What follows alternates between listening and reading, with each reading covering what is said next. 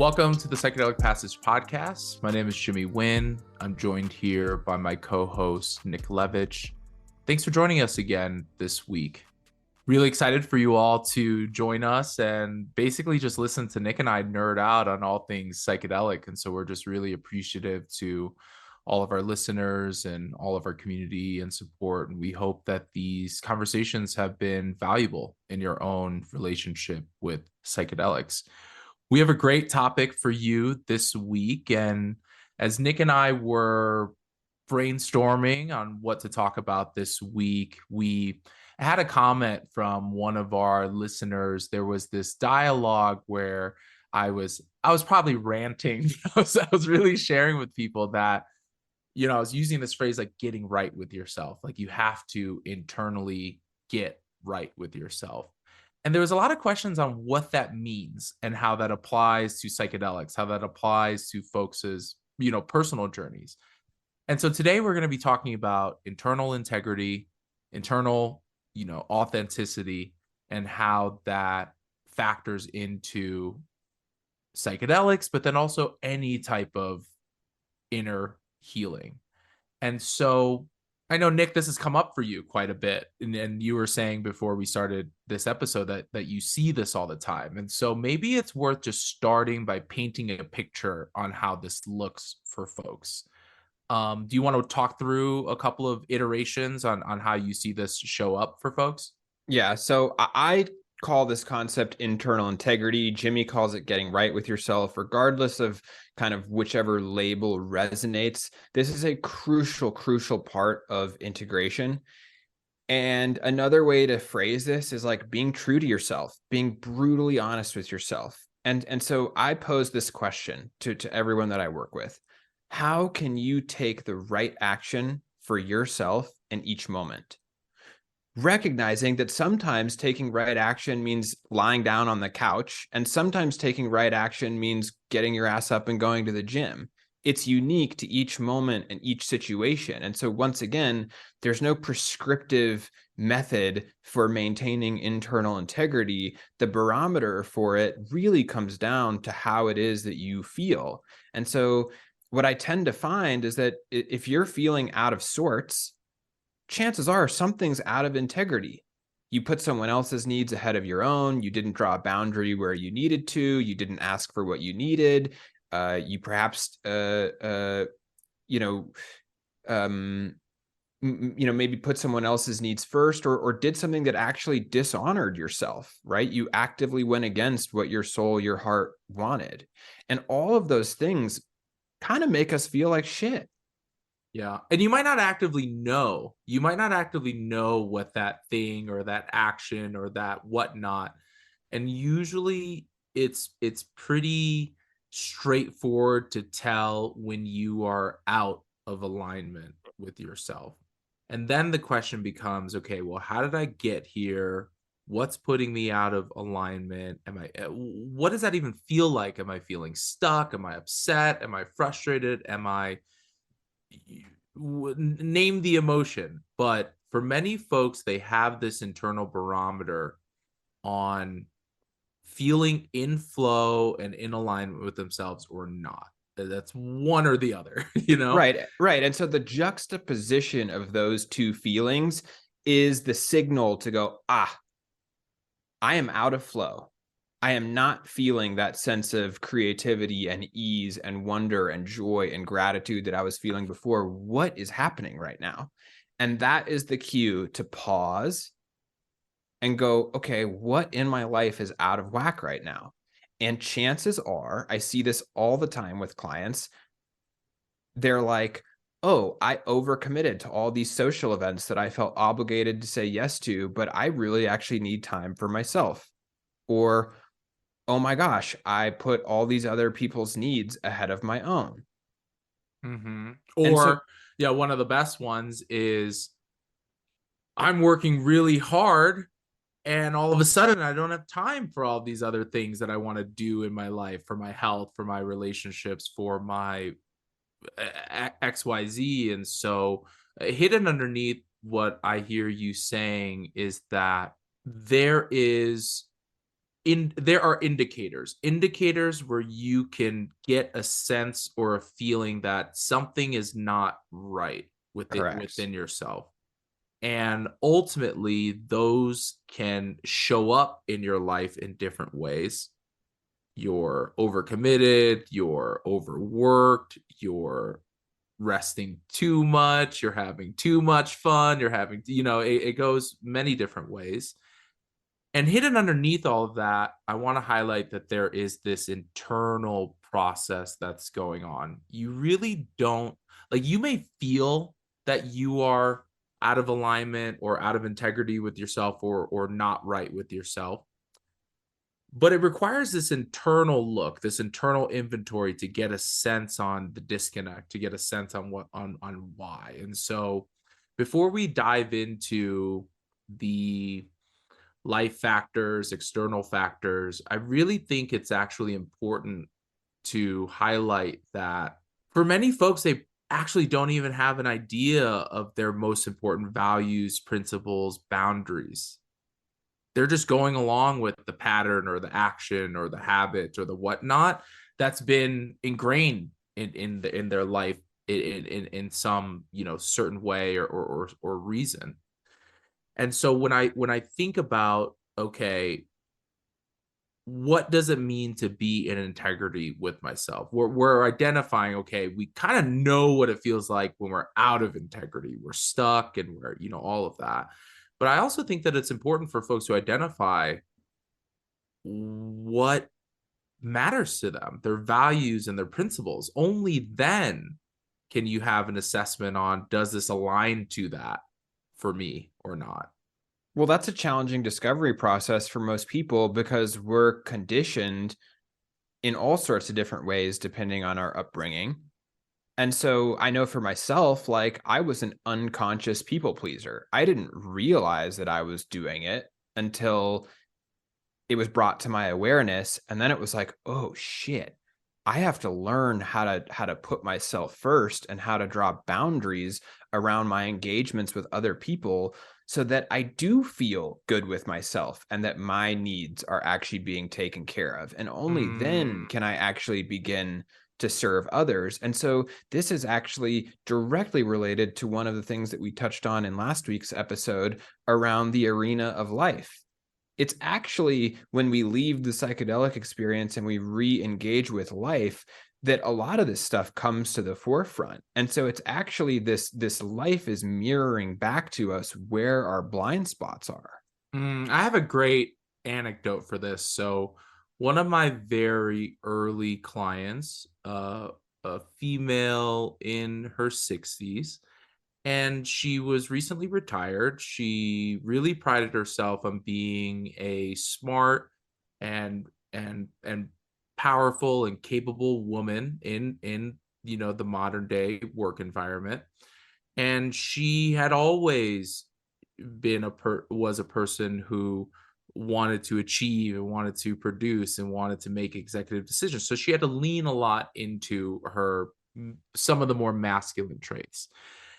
And then when she retired, she was like, I feel really stuck. Like, I feel this guilt when I sit on the couch and watch my shows and eat bonbons. I feel like I can't be fully present when I'm hanging out with my grandkid and, so on and so forth. And it's actually very funny because during the psychedelic experience, she took a really high dose and actually didn't have a hallucinogenic like experience. And so that was a whole thing in itself. But one of the things that emerged in the integration process with that was that she realized that she wasn't giving herself permission to enjoy, because the narrative and the structure in her life was, okay, well, you got to achieve this next thing. You got to, take care of the family, and you got to, create financial abundance and all this stuff. And she, at some point in one of our integration sessions, she was like, I've worked really hard in my life. I should be able to sit on the couch and do nothing and eat bonbons if I want to. I Right. was like, that's you being in integrity right there. That's you being in integrity. And so one thing that I'm sharing here is that being in integrity with yourself is not about the altruistic values that you feel like other people would celebrate you Because for. that's inherently putting other people's perception of you ahead of your own. Exactly. Because we want to be known as hardworking and smart and intelligent and the people who give it their all and all of that. And then there are times where being in integrity with yourself is doing absolutely nothing. There Right. are some, yeah. And this is why being integrity with yourself is a moving target. Right. Right? Sometimes being integrity with yourself is treating yourself to a bonbon. Other times it's the discipline to say, I need a salad right now. And so it's not this one size fits all thing. It's how do you take the right action in the present moment right now? Like, what do you need right now? Because that's what matters. Yeah. I think a really core question that I have on my, vision board that I try to ask myself pretty regularly is, where can I be more honest with myself? Because what happens in my internal landscape, I guess I'll speak for myself. I have no idea what it's like for other folks. Maybe we'll find out one day. Who knows? But I realize that I'm a person who always am down to give myself the excuse or give myself a break or give myself a whatnot. And I'm like, I actually do need a little bit more self-restraint, and I actually do need a little bit more discipline in my life. And that's just an example of me being and I'm honest the with opposite, myself. right? So this is actually a good juxtaposition because I'm the opposite where going unchecked, I'm overly disciplined to the point where there's no room for play, there's no room for fun, there's no room for joking and laughter. And I got to check myself and say, did I nurture my inner child today? Did I give myself an opportunity to play? And so this perfectly highlights that it's not the same action for each person. Like you and I, to maintain integrity, need opposite things. Right. I'm over here playing too much and being like, all right, I should probably reel it in a little bit here. Which, by the way, that's why you're my brother and we have such an amazing, dynamic. But I think the point is that not only are we collectively giving ourselves the internal space to navigate this, to make some adjustments, to test out, to try some things, but also we're supporting each other and giving ourselves some space and some things like that. And so, when I talk about the focus on the internal, that's not to say that support and external the factors and all of that don't matter. I'm just saying that it starts with the internal. And so when we're talking about being in alignment or being in integrity or getting right with yourself, I think this honesty thing is so important, because within my own internal landscape, I'm really navigating what's a belief, what's a narrative, what's a story, what's this thing that I'm telling myself, like something that's come up for me recently is I realized like I have my own belief that I'm not athletic, but then I'll go out and ski for like 5 or 6 hours and whatever. And like, I'm displaying athleticism. Right. And I'm like, well, where the hell is that from? And so I went through this whole internal thing of realizing, oh, well, it's because of my upbringing. It's because, this kind of narrative that Asian men are less than or less capable or not as masculine or not as whatever. And I was like, oh, over time, I was told that so much that I actually started to believe that. And then in believing that, I started to perpetuate that. And in perpetuating that, then falls into my relationship with food, my relationship with working out, my relationship with all of that. And so I recognized very quickly that there was this disconnect, right? Like this disconnect for me in knowing the things that I could do to bring myself back into alignment, and then recognizing, wow, these narratives and these stories have a really strong hold on my internal landscape. And so that's obviously a deeper example that I'm sharing. Yeah, but it's important because it touches on this piece that oftentimes we got to try stuff to determine what makes us feel good and doesn't make us feel good. Right. And that's the hard part, because we're conditioned to not want to fail, to not want to mess up. And so that makes it really hard to try things from this sense of like curiosity and wonder of like, I wonder if I, toggle this one thing, if that'll make me feel a little better. And the only way to know is to try. And so part of this process of maintaining internal integrity is trying to shift different aspects of your life and seeing what you respond well to. Because the interesting thing is the mind can convince us of anything, but that the heart feels how it feels. And so that's the barometer here, is how you feel in your body. And when you're in integrity with yourself, you feel generally pretty good. And with you're out of integrity with yourself, you feel generally pretty bad. And so one of the things that I see a lot of is like, we have a tendency to blame others when things go wrong. And I've learned that we really have to take full responsibility for the way that we feel. And my mentor, my teacher always asks me this. He goes, okay, well, what did you do to create this? And I hate that question when I get it, but it's always right. Because just like the saying, it takes two to tango, we're playing an active role in our life. And it doesn't mean that other people aren't involved, but we're definitely also playing a role in that. And so it's like, okay, well, what did I do to create this situation or this scenario? And that sense of taking radical ownership over your life is required to restore internal integrity. Yeah, and I want to make an important distinction here because I think that it's very powerful what you're talking about, and also knowing that there is a shadow side to that. And what I mean, or what's important for me to share right now, is that there are situations and events and things that happen that are just awful. Like there are things that just happen to you, whether it's, a crime or war that people go through, or Abuse, abuse, anything. some violation of your, mental, your emotional, your physical body, all that. That's not what I'm referring to. That's not what Nick's referring to. That shit just sucks. And like, you have a right and to feel however you feel about those things. I think Victimized in those situations is warranted. for sure. I think what Nick is talking about is that underneath the surface, for many folks, there can be this process of essentially victimization that puts the emphasis on the external, puts the emphasis on others, puts the emphasis on the situation, puts the emphasis on the condition. Look, I'm also I not didn't saying get good grades because the right, teacher sucks. it's And because of my boss that did this, and because of, so and so. I'm not saying that's not valid. What I'm saying is you're the only person who can do anything about it. You're truly the only one. And so, look, if your boss is bullying you and giving you shit, probably is like actually what's happening. But then, how are you handling it?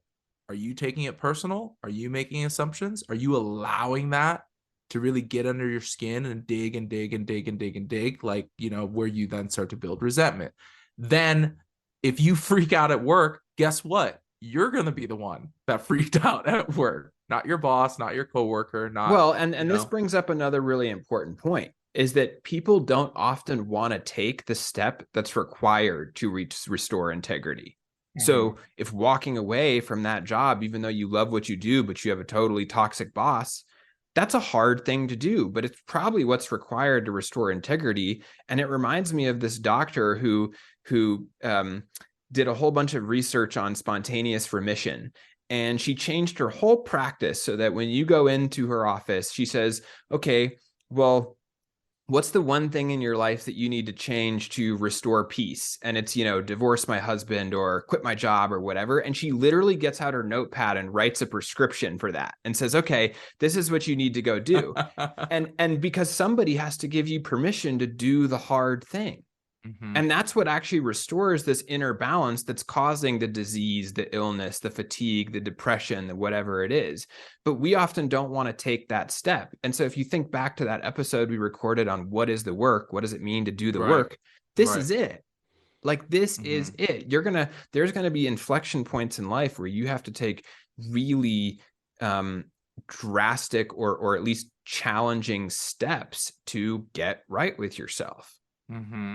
I also will add that there are many layers to this. There is the kind of mental exercise that we're talking about around like narratives, beliefs, stories. There's the emotional aspect.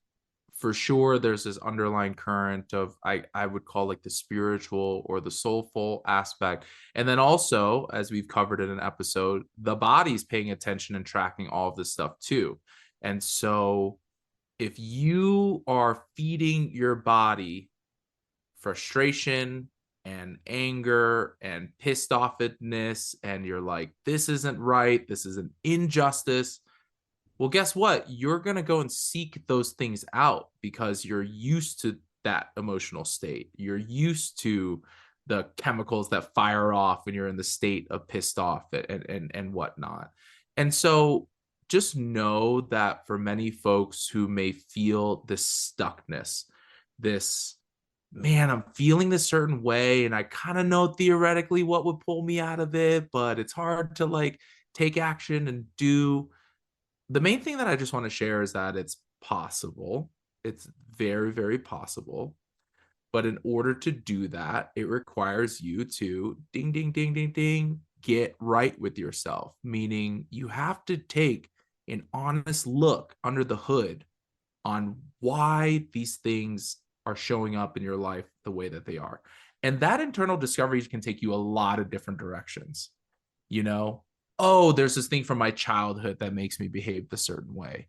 Oh, there was this traumatic event. Oh, there's actually not this traumatic event, but this is just kind of how my life has been, this social conditioning that I'm not good enough as a woman in the workplace, or I'm not good enough as, insert the blank here. When you do that internal inventory, there's a sense on, okay, that takes me so far. Like that gives me an idea on how I got here. But the other part of the equation is that you're still there. So what do you do with it in any given moment? Yeah, and so the situation is always specific to the person. It varies greatly because we all have different circumstances in life. But I tend to see a couple of common themes, right? So boundaries are crossed. Uh-huh. Other people are put ahead of yourself, or we're just straight up dishonoring ourselves. Those are the three things that I see the most often when things are out of integrity. And so, we can break those down if you think that that's helpful, but well, I just want to drill down into the last part. I think in order to recognize if you are dishonoring yourself, you have to go through an exploration on what is the self, like who am I truly underneath all this stuff. And we as humans have different modes, like we have different personas depending on if we're at home by ourselves, if we're there with some Ramdas calls close these friends. roles. Your Right. role as a parent, your role as an Right. employee, your role as a brother, your role as a father, whatever it is. Depends on the social setting, depends on the context. And so different parts of you, your roles or your archetypes or your masks that you wear, they'll emerge. And I think that this is a really, really, really crucial part of this whole conversation that we're having, is that so long as you are trying to seek that true you, that highest and best you that's in there, you're already doing a lot of work. Like that's a huge, huge, huge step forward, because there are folks out there who don't even question that. They're like, this is my life. This is what It's I do. autopilot. This is how I identify myself. This is what I'm told who I am. This is who I believe, that I am on the inside. And so if there's any part of you that's like, okay, I'm out of integrity, I'm out of alignment, I really, really urge folks to start that process of internal self-discovery, which is not prescriptive. It's not something that can be done in, a specific timeline, a 3-month program, a 6-month program. It's a continual, I think, discovery. Only then can you decide or get a sense on when you are out of integrity with yourself. Like, and sometimes you don't even know that until you've done the thing. Like you show up in a meeting and then you leave that, you're like, why did I say those things? Why was I trying so hard to get people to like me in that meeting, as an example, since you're talking about the people pleasing thing? And Yep. then that can start a process and where you're kind of close to that dynamic. You're kind of in process with it, and you're like, okay, I'm going to watch this. Where did that come from? How long have I been doing this? Does it only show up in work meetings? Does it show up in different areas of my life? Is this people pleasing because I want them to view me in a certain way? Is this people pleasing because I feel like I'm lacking in something internally? And so you can just see in those 5 or 6 questions that I'm spitting out that this can take you on a lot of different routes. But I think it's such an important process in coming into integrity with yourself. Absolutely. And you're also touching on another piece, which is that only you can determine what that is. Even your facilitator, your peer community, your integration circle, whatever it is, they're valuable mirrors, but they don't know what you need. Only you know what you need. And so, this is one of those situations where we have to rely on ourselves. We can't rely on external people to bring us back into integrity. And this is that radical ownership, radical self-reliance piece of this. Mm-hmm. Mm-hmm. I also think that it's worth getting some data around this, using life events and circumstances, both when you're feeling in integrity with yourself and both when you're feeling out of whack. I think that there's a lot of important data points that can be gained. And so if you're feeling in integrity of yourself, you're like, okay, how did I get here? Are there practices that I'm doing, things that I'm doing, things that I'm trying, things that I'm tweaking that's promoting and making it more accessible for me to be in integrity with myself? And conversely, it's the same thing. When you fall out of it, let's say you have that one conversation where you leave not feeling good, you're pissed off or you're unhappy with the results or you're whatever, it kind of brings you out of this alignment. Then that's also a lot of data. Well, what event was that? What happened? What was going on with me internally? What got me into this state? Does this highlight something that needs to be addressed? And all of that stuff happens in real time. And I want to share something that my therapist said that's really important, is that there's a timeliness to mindfulness tools. What they meant with that was that pausing to reflect, internal questioning, observing, witnessing, all of these, internal mechanisms that can be helpful here, they're the most effective when you deploy those immediately. If you go through the thing and then you follow a pattern, let's say you had that shitty conversation at work and then you go home in a certain mood and then that turned into you having an argument with your roommate or your partner or your whatever, well, there's a lot of damage that's already been done there.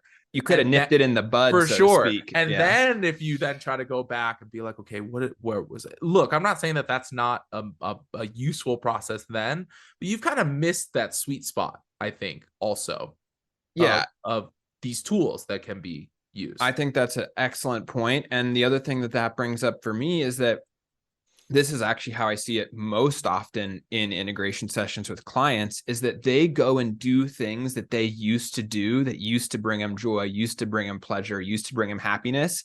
And they're like, oh shit, I actually felt worse after I did that. Like going out to drinks with my girlfriends, I used to love that. That was part of how we bonded and what we did together. And now I actually feel really bad when I go and do that. And this particular client had to basically have a conversation with her girlfriends and say, look, I know this is how we used to engage, but it's not working for me anymore. We have to, if you want to, maintain our friendship, we have to find a different outlet, because sitting around at the bar is not healthy for me right now. Mm-hmm. I have another anecdote with this, with the client in, a major city. They're somewhat well known. They're very successful. They have this career. They're kind of a socialite. They're going to events and going to all this stuff. And they had already known before the experience that that was draining to them. And then they also realized there was another part of them that fed off of that stuff, fed off of the being known and working a room and, all this stuff. And after the ceremony, they came out, they're like, I'm done with that stuff. They told me that they were actually going to burn their tuxedo. I wonder if they actually did or not, because it sounded like a really expensive tuxedo. But I think my point is that there's a line where once you recognize it, if you re-engage in that stuff, that's where the radical Ooh. ownership comes up. And it gets really bad really fast. For sure. And so, if you're feeling like I can't do another social event where I got to schmooze and put on this face and all that, and then you go and do it, you're going to have this massive internal conflict with yourself in real time, and it's probably going to exacerbate. And so I think it's really important here that there's kind of gradients here, right? Like there's little micro things that you can do in a day-to-day, in a more ongoing basis, that can prime yourself to be in integrity and be in a really solid state throughout the day, throughout your life. And then there are like these kind of major decisions, major events, major things that come up. Those are the ones that are more easily identifiable. Those are the Yeah. ones where you can really get a sense on, oh, I carried myself in this way in this environment or conversation. Now I know that I'm out of whack and I got to get back. Those are, to a degree, like easy to see. Whether it's easy to do something about is different. I think what's more of the hidden thing is actually in those little micro ones, those little day-to-day ones. Because if you make, 20 decisions in the day that are on autopilot that have no real bearing or significance on your life, but then those stack up and you're doing those for months and months and months on end, and then you're like, I'm in a funk. Like I don't know what it is that's making me feel a certain way. Oh, but by the way, I'm drinking 8 cups of coffee a day to like get through, my Yeah. day, and it's because I'm trying to overwork, so you see where I'm going with this. In both of those examples, here's the common theme that I pick up on. There's a conflict between the head and the heart. For The sure. head says, this is the way I've done things. Yeah. This is what I want. That's it. And the heart goes, oh man, again. And so when we're talking about internal integrity, we're talking about this on a soul level. We're talking about Yeah. this like for it at the core of your being. What it like the essence of you, what does it need to feel in balance? And, for your client, they were over socializing. It's not that socializing is bad, but they were overdoing it. And it's like, yo, what my soul needs is to chill the F out. But mentally, for that person, that can be really hard. It was also came with a lot of self-sacrifice. It also came a lot with that client really needing to put up that persona. Right. And they then realize, oh, that's really damaging to my, actual self here. Yep. So listen, folks, this is tricky. This is really, really, what we're talking about is not an easy process. And that, But I think it's essential. Like, I don't know. I don't think you can go 100%. through integration and not do this. I completely agree. And so we talked a little bit about, okay, how do I sense when I'm in alignment or in integrity with myself? How do I sense when I'm not? I think that there's a lot of different ways and iterations on what that could look like depending on the person. Then we talked a little bit about, okay, well, what do I do with that now? And what I hear you saying is, well, you got to experiment and you got to test and you got to tweak little things and you got to try. I think having that real honest internal inventory is also really, really important to know, what is it that gets me more in alignment. Do I judge that part of myself? Do I even allow that in my life? Do I have a belief around this? Do I have a narrative around this? Do I have a story around this? Like, where did this come from? Is this a new need that I have that I maybe didn't have 10 years ago, depending on my life and circumstance and what not now? And I think a part of that also comes with this real internal landscape and discovery on, what are my values, what are my principles, what are the non-negotiable boundaries that I have, and what are these other boundaries that are maybe a little bit more semi-permeable, if I will. And then the other thing that I really hear you saying is the radical ownership piece, which is how much of this am I blaming on other folks or circumstances and experiences, and how much of this is me taking ownership? And I think the point that we were making earlier is it probably could be a little column A and could be a little column B, but at the end of the day, in order for you to do something about it, you have to take radical ownership over it. And so I'm trying my best to kind of summarize, because I know that this is a very it's an in-depth topic, and I'm sure that we could talk about it for hours. And so we're trying to give folks a digestible, I think, conversation and format here. What else do you think is worth talking about around this topic? I think we've done a pretty good job, at least for a primer on what all of this is and what it looks like. I mean, I think the examples are helpful, and so are the tools. Mm-hmm. Mm-hmm. Yeah. So in summary here, you can do as much work with psychedelics as you want. You can have amazing peak experiences. You can do all this mindfulness and somatic practice and all of this stuff. None of it matters if you are not honest with yourself, and if you are not in integrity with yourself in whatever way that means. And so I hope that that's helpful for our listeners. Thanks for, following along with us on this little bit of a, I think we had an interesting dialogue and converse. We always try to balance, right, the two. Like, do we go too heady here, or do we try to like stay on the ground and like keep it practical? And we tried our best to hold a middle ground here for folks. So that takes us to the end of this episode. Thanks for listening. You can download episodes of the Psychedelic Passage podcast anywhere you find your podcasts. You can go to cannabisradio.com. You can subscribe to our show on Apple Podcasts, Amazon, Spotify, iHeartRadio. It would mean a lot to us if you continue to like, rate, review the show on those platforms. And we really look forward to chatting with you all next week.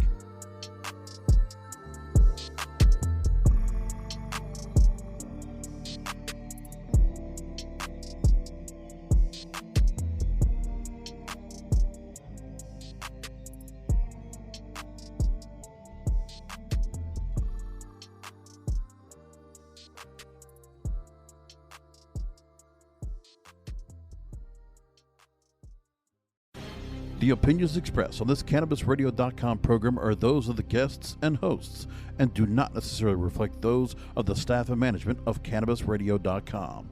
Any rebroadcast, republication, or retransmission of this program without proper consent is prohibited.